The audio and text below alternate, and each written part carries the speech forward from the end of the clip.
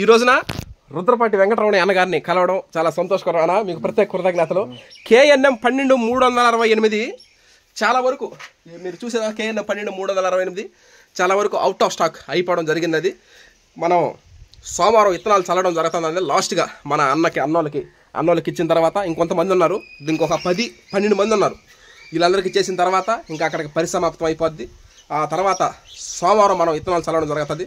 KNM 12368 ఆ వరి వంగడం సృష్టించినటువంటి శ్రీధర సిద్ధి గారికి ప్రత్యేక కృతజ్ఞతలు.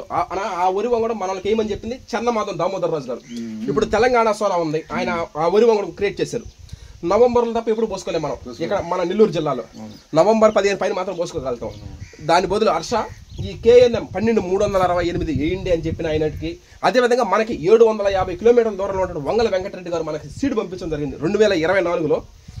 నవంబర్ 20వ తారీఖు మనం వేయడం జరిగింది కదండి.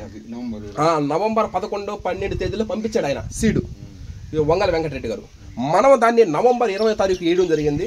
ఎంతోమంది మనకి ఫోన్లు చేసి సీడ్లు కావాలని చెప్పి మన వాళ్ళ కోసం ఎండబెట్టి ఆరబెట్టి 14% తేమ, ప్రతి గింజలో 14% తేమ తీసుకొని వచ్చి ఆ తర్వాత వాటిని రైతు షుగర్లెస్ మాదిరిగానే ఉంది.